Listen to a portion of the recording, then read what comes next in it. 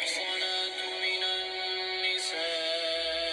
إلا ما ملكت أيمانكم كتاب الله عليكم وأحل لكم ما وراء ذلكم أن تبتغوا بأموالكم محصنين غير مسافحين فما استمتعتم به منهن فآتوهن أجورهن فريضة ولا جناح عليكم فيما تراضيتم به من بعد الفريضة إن الله كان عليما حكيما ومن لم يستطع منكم طولا أن ينكح المحصنات المؤمنات فمما ملكت أيمانكم من فتياتكم المؤمنات والله أعلم بإيمانكم بعضكم من بعض فانكحوهن بإذن أهلهن وآتوهن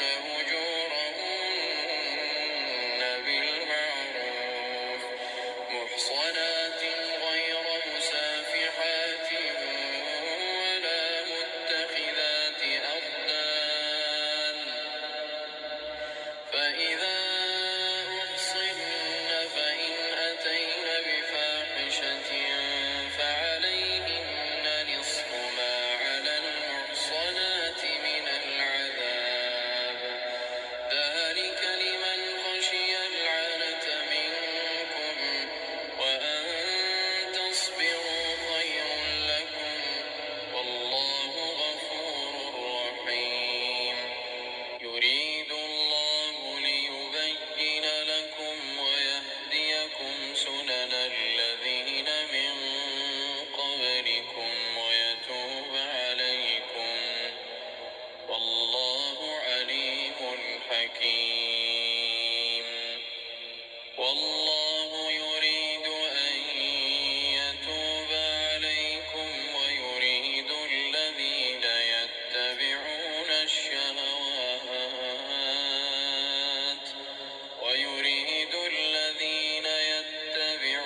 الشهوات أن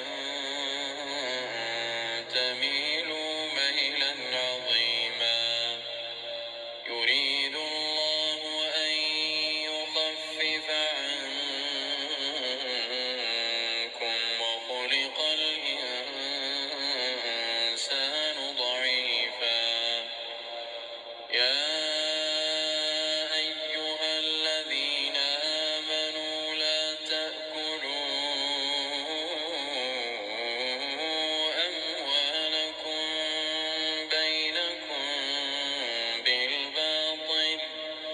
لا تأكلوا أموالكم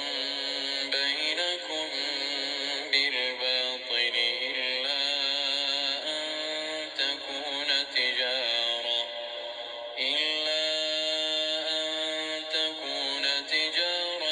عن تراض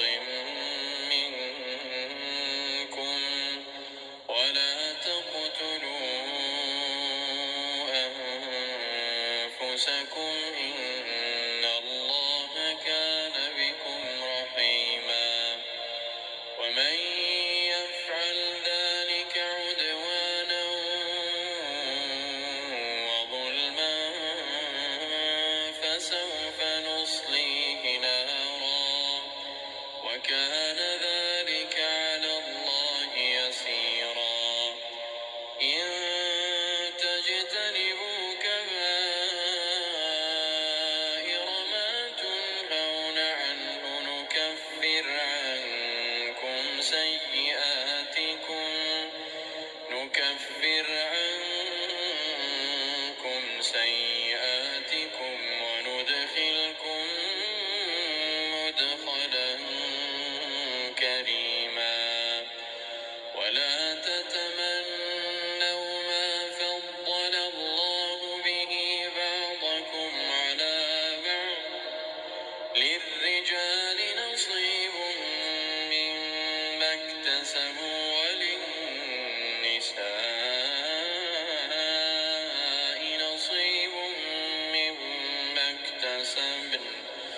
واسألوا الله من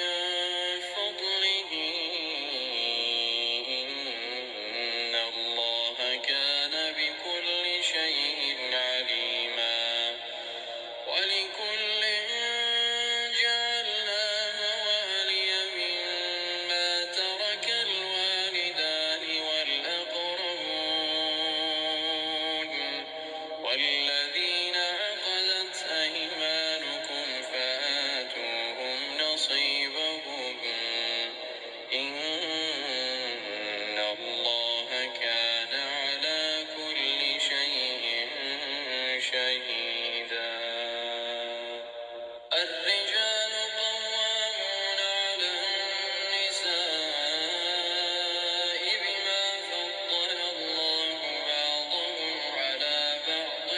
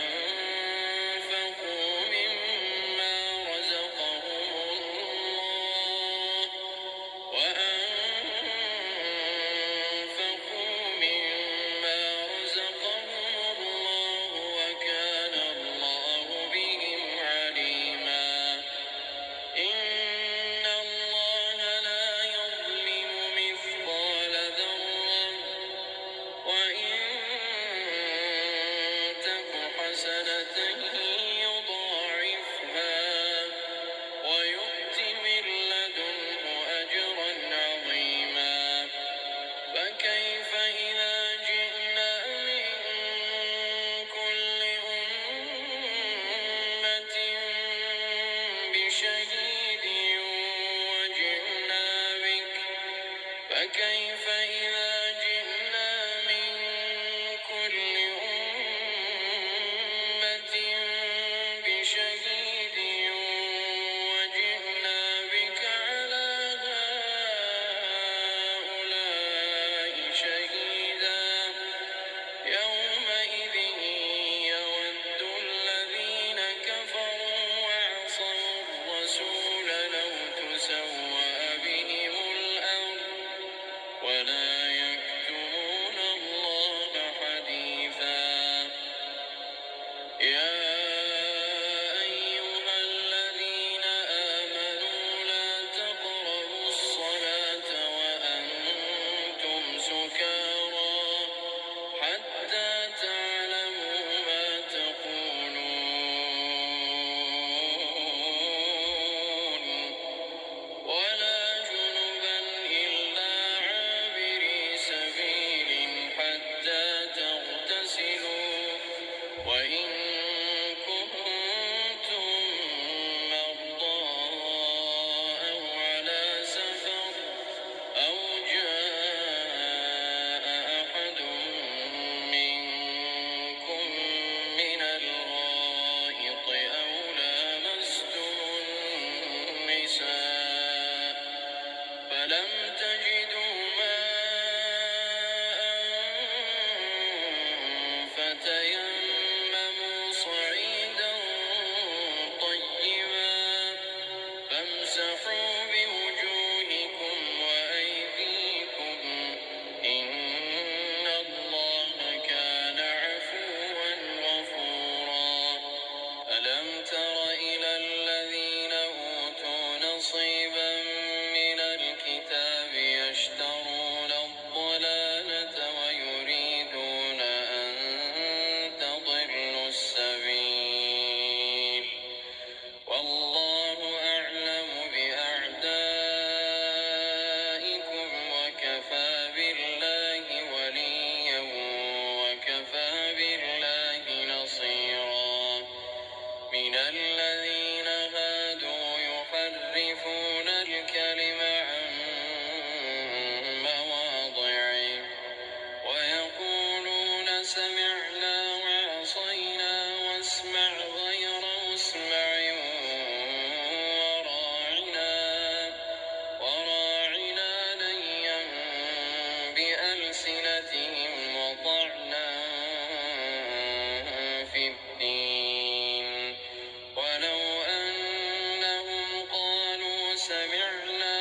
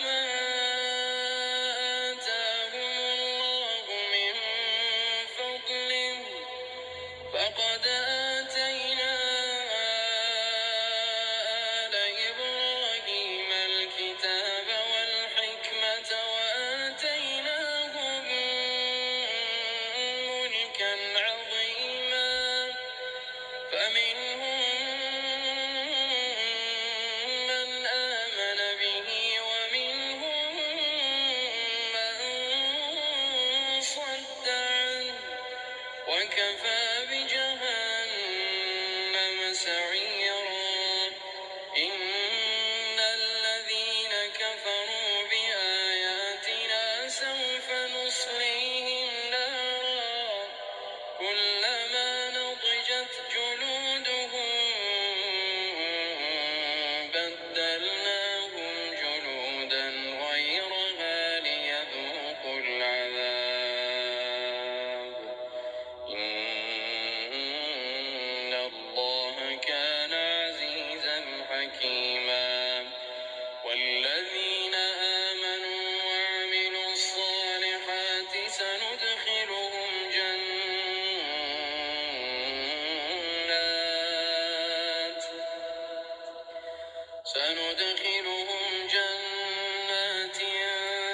تجري من تحتها الأنهار خالدين فيها أبدا لهم فيها أزواج مطهرة وندخلهم ظلا ظليلا إن الله يأمركم أن تؤدوا الأمانات إلى أهلها وإذا حكمتم بين الناس أن تحكموا بالعدل إن الله نعما يعظكم به إن الله كان سميعا بصيرا يا أيها الذين آمنوا أطيعوا الله وأطيعوا الرسول وأولي الأمر منكم فإن تنازعتم في شيء فردوه إلى الله والرسول فإن تنازعتم في شيء فردوه إلى الله والرسول إن كنتم تؤمنون بالله واليوم الآخر ذلك خير وأحسن تأويلا ألم تر إلى الذين يزعمون أنهم آمنوا بما أنزل إليك وما أنزل من قبلك يريدون أن يتحاكموا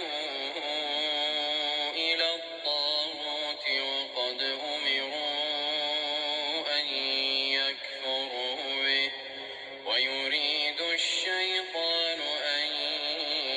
يضلهم ضلالا بعيدا وإذا قيل لهم تعالوا إلى ما أنزل الله وإلى الرسول رأيت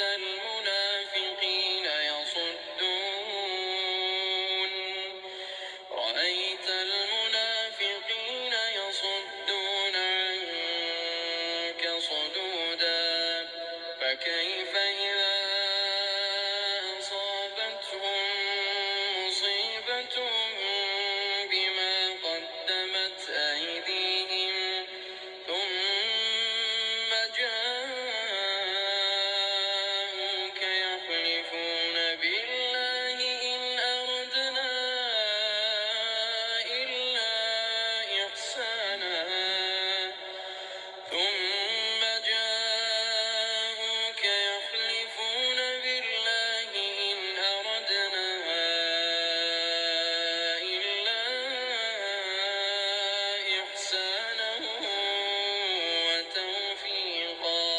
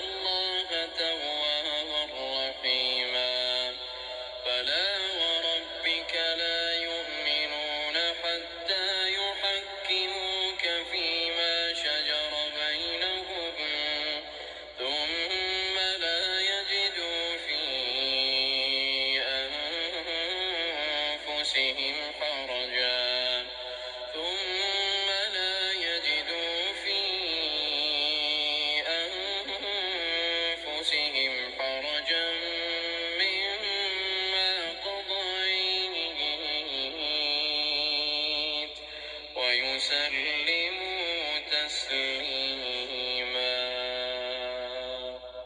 ولو أنا كتبنا عليهم أن اقتلوا أنفسكم أو اخرجوا من دياركم ما فعلوه إلا قليل منهم ولو أنهم فعلوا ما يوعظون به لكان خيرا لهم وأشد تثبيتا وإذا لآتيناهم من لدنا أجرا عظيما ولهديناهم صراطا مستقيما ومن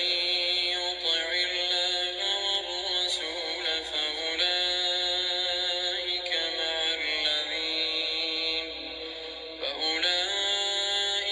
مع الذين أنعم الله عليهم من النبيين والصديقين والشهداء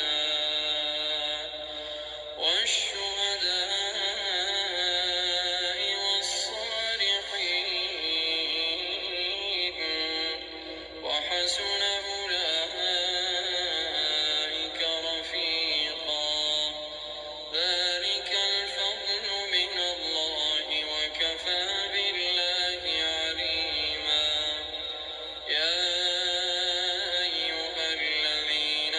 آمنوا خذوا حذركم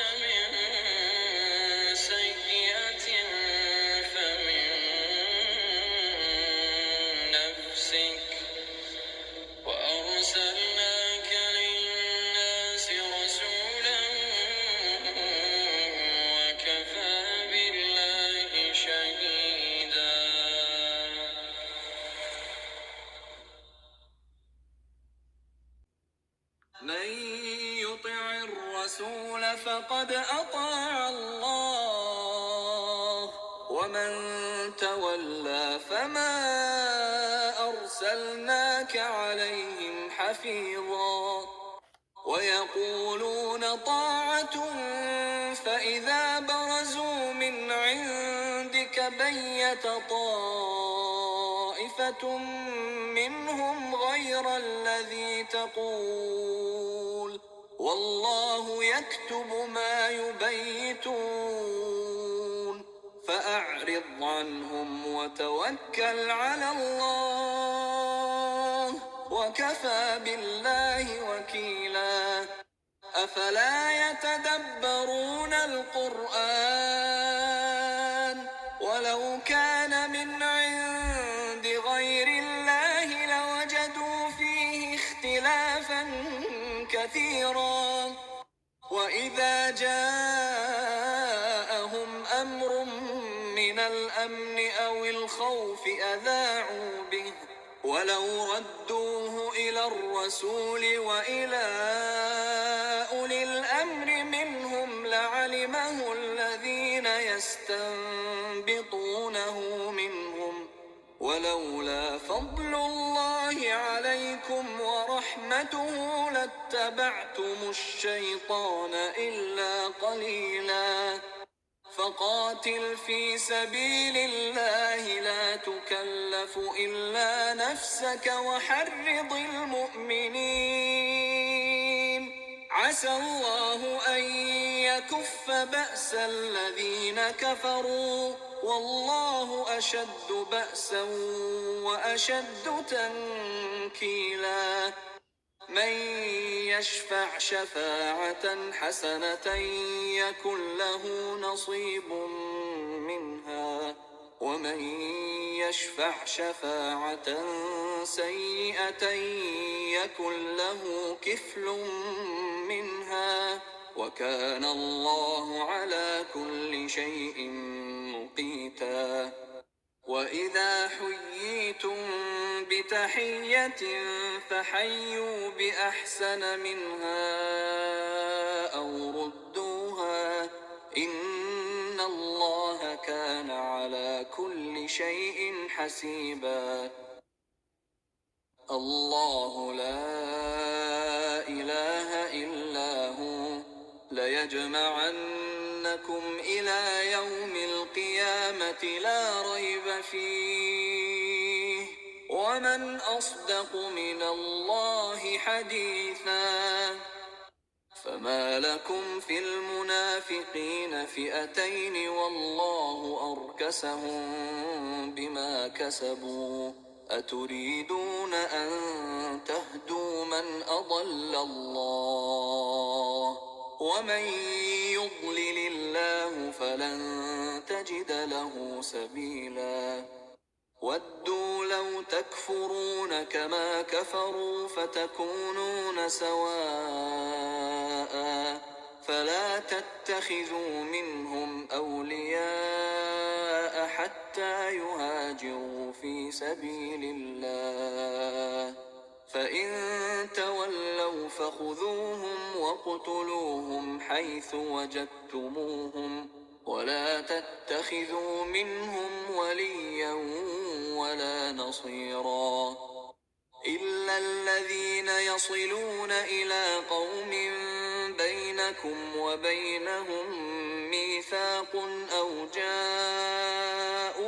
حصرت صدورهم أن يقاتلوكم أو يقاتلوا قومهم، ولو شاء الله لسلطهم عليكم فلقاتلوكم، فإن اعتزلوكم فلم يقاتلوكم وألقوا إليكم السلم فما جعل الله لكم عليهم سبيلا. ستجدون آخرين يريدون أن يأمنوكم ويأمنوا قومهم، كلما ردوا إلى الفتنة أركسوا فيها، فإن لم يعتزلوكم ويلقوا إليكم السلم ويكفوا أيديهم فخذوهم واقتلوهم حيث ثقفتموهم وأولئكم جعلنا لكم عليهم سلطانا مبينا وما كان لمؤمن أن يقتل مؤمنا إلا خطأ ومن قتل مؤمنا خطأ فتحرير رقبة مؤمنة ودية مسلمة إلى أهله إلا أن يصدقوا فإن كان من قوم عدو لكم وهو مؤمن فتحرير رقبة مؤمنة وإن كان من قوم بينكم وبينهم ميثاق فدية مسلمة إلى أهله وتحرير رقبة مؤمنة فمن لم يجد فصيام شهرين متتابعين توبة من الله وكان الله عليما حكيما ومن يقتل مؤمنا متعمدا فجزاؤه جهنم خالدا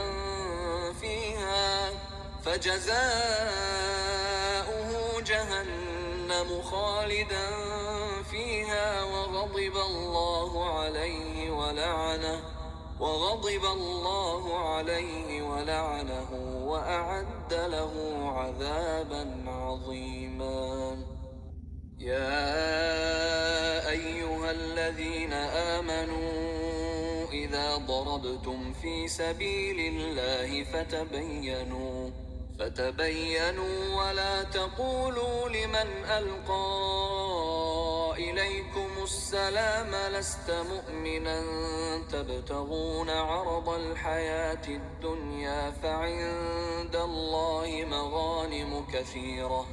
كذلك كنتم من قبل فمن الله عليكم فتبينوا إن الله كان بما تعملون خبيرا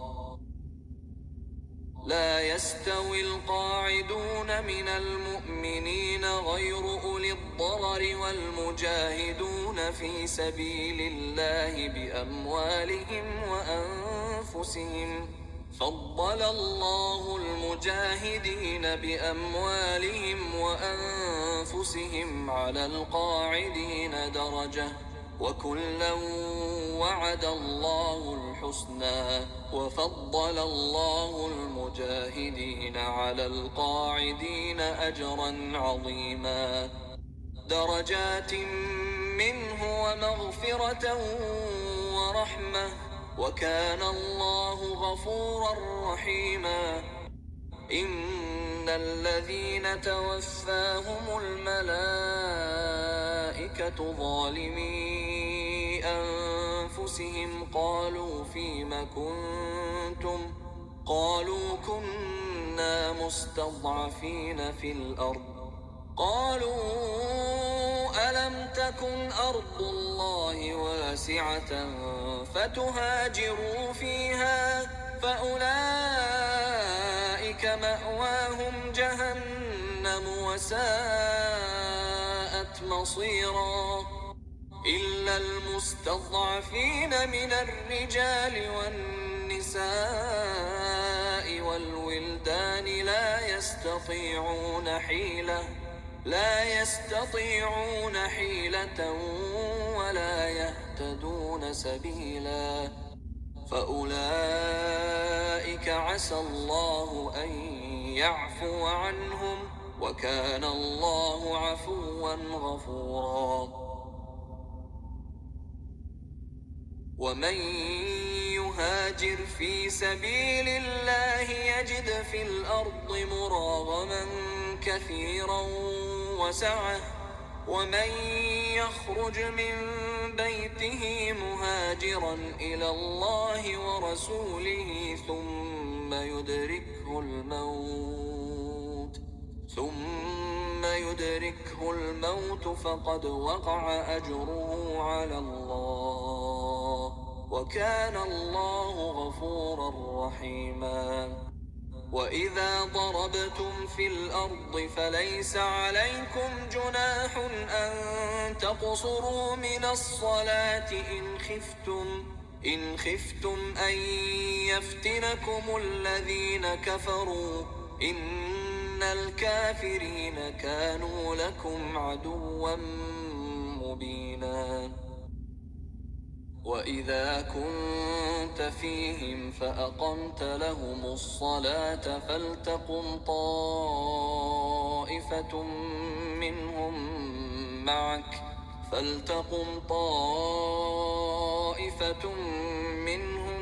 معك وليأخذوا أسلحتهم فإذا سجدوا فليكونوا من ورائكم ولتأت طائفة أخرى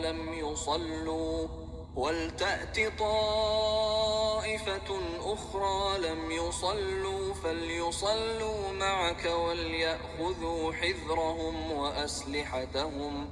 وَدَّ الَّذِينَ كَفَرُوا لَوْ تَغْفُلُونَ عَنْ أَسْلِحَتِكُمْ وَأَمْتِعَتِكُمْ فَيَمِيلُونَ عَلَيْكُمْ مَيْلَةً وَاحِدَةً. وَلَا جُنَاحَ عَلَيْكُمْ إِن كَانَ بِكُمْ أَذًى مِّن مَّطَرٍ أَوْ كُنتُم مَّرْضَىٰ أَن تَضَعُوا أَسْلِحَتَكُمْ وَخُذُوا حِذْرَكُمْ إِنَّ اللَّهَ أَعَدَّ لِلْكَافِرِينَ عَذَابًا مُّهِينًا. فإذا قضيتم الصلاة فاذكروا الله قياما وقعودا وعلى جنوبكم، فإذا اطمأننتم فأقيموا الصلاة إن الصلاة كانت على المؤمنين كتابا موقوتا. ولا تهنوا في ابتغاء القوم إن تكونوا تألمون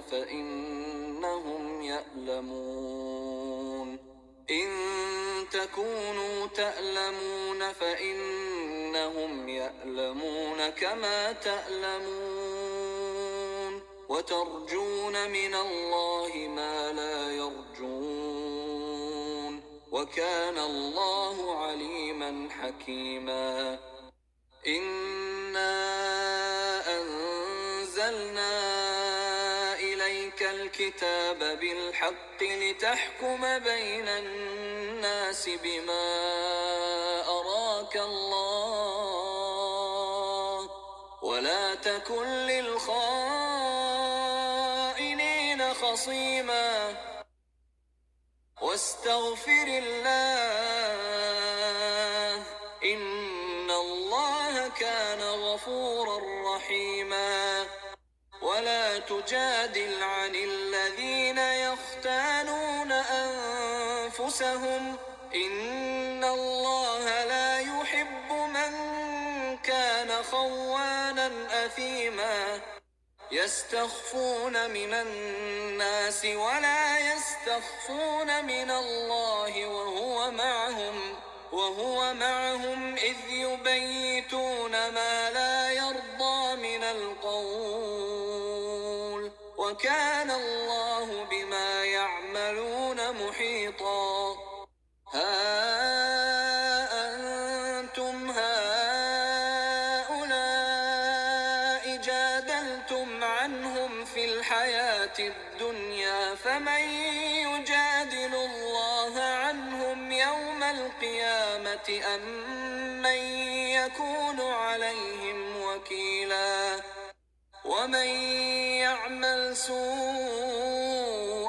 أو يظلم نفسه ثم يستغفر الله يجد الله غفورا رحيما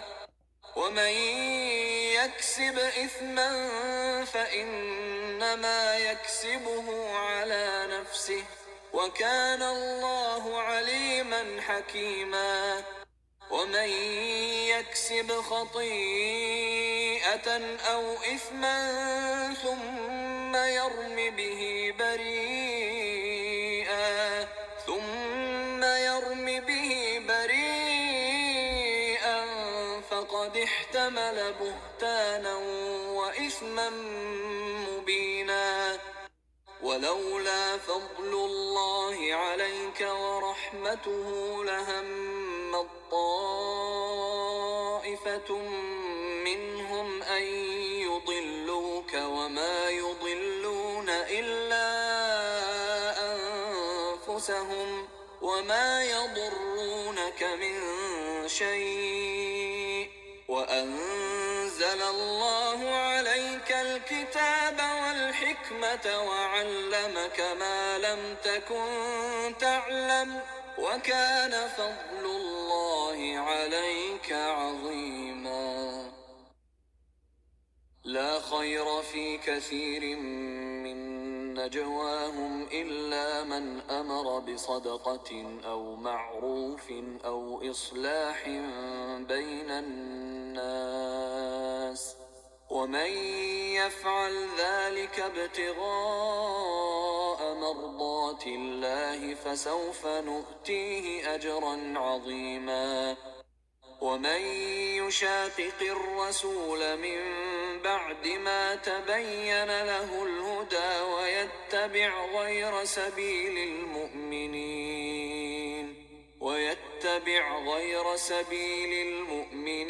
نوله ما تولى ونصله جهنم وساءت مصيرا إن الله لا يغفر أن يشرك به ويغفر ما دون ذلك لمن يشاء ومن يشرك بالله فقد ضل ضلالا بعيدا إن يدعون من دونه إلا إناثا وإن يدعون إلا شيطانا مريدا لعنه الله وقال لأتخذن من عبادك نصيبا مفروضا ولأضلنهم ولأمنينهم ولآمرنهم فليبتكن آذان الأنعام ولآمرنهم فليغيرن خلق الله ومن يتخذ الشيطان وليا من دون الله فقد خسر خسرانا مبينا يعدهم ويمنيهم وما يعدهم الشيطان إلا غرورا أولئك مأواهم جهنم ولا يجدون عنها محيصا والذين آمنوا وعملوا الصالحات سندخلهم جنات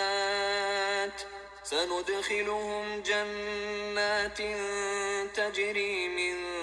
تحتها الأنهار خالدين فيها أبدا وعد الله حقا ومن أصدق من الله قيلا ليس بأمانيكم ولا أماني أهل الكتاب من يعمل سوءا يجز به ولا يجد له من دون الله وليا ولا نصيرا ومن الصالحات من ذكر أو أنثى وهو مؤمن فأولئك يدخلون الجنة ولا يظلمون نقيرا. ومن أحسن دينا ممن أسلم وجهه لله وهو محسن واتبع ملة إبراهيم حنيفا واتخذ الله إبراهيم خليلا. ولله ما في السماوات وما في الأرض وكان الله بكل شيء محيطا. ويستفتونك في النساء قل الله يفتيكم فيهن وما يتلى عليكم في الكتاب في يتامى النساء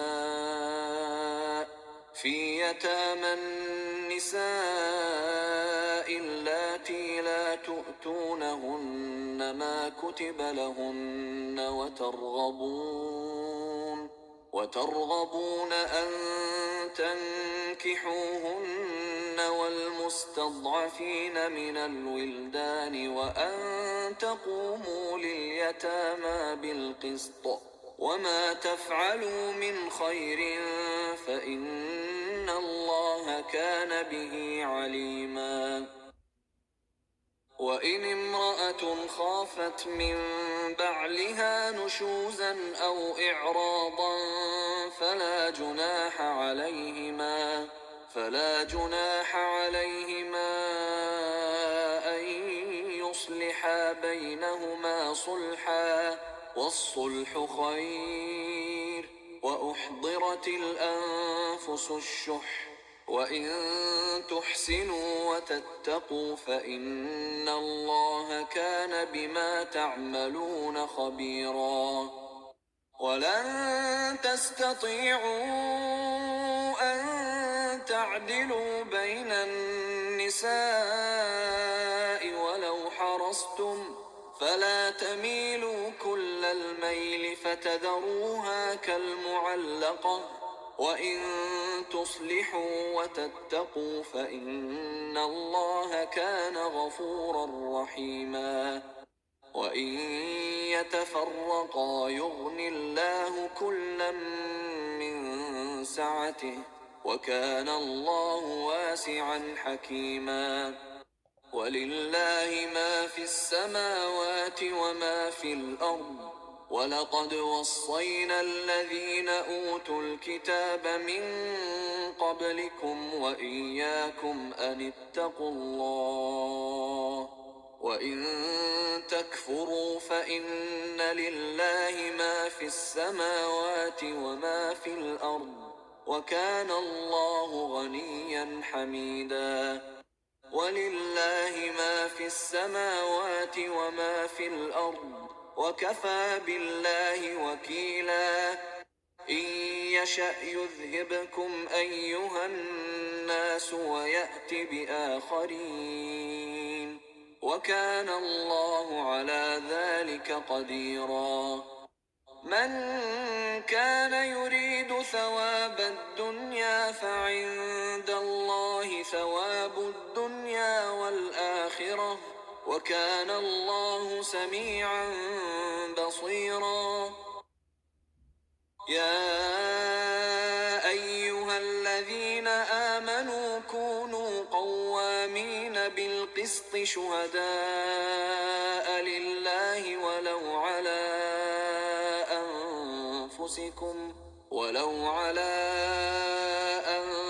أنفسكم أو الوالدين والأقربين. إن يكن غنيا أو فقيرا فالله أولى بهما فلا تتبعوا الهوى أن تعدلوا. وإن تلووا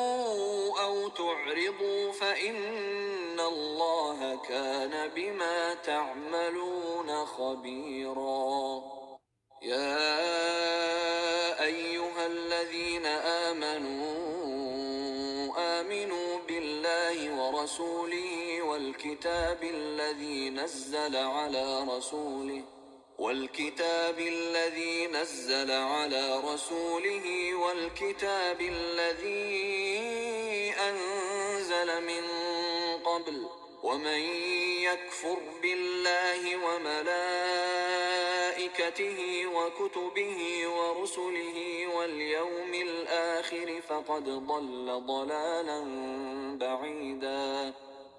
إن الذين آمنوا ثم كفروا ثم آمنوا ثم كفروا ثم ازدادوا كفرا لم يكن الله ليغفر لهم ولا ليهديهم سبيلا بشر المنافقين بأن لهم عذابا أليما الذين يتخذون الكافرين أولياء من دون المؤمنين أيبتغون عندهم العزة فإن العزة لله جميعا وقد نزل عليكم في الكتاب أن إذا سمعتم آيات الله يكفر بها ويستهزأ بها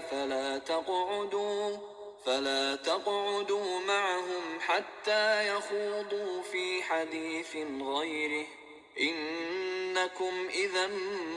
مثلهم إن الله جامع المنافقين والكافرين في جهنم جميعا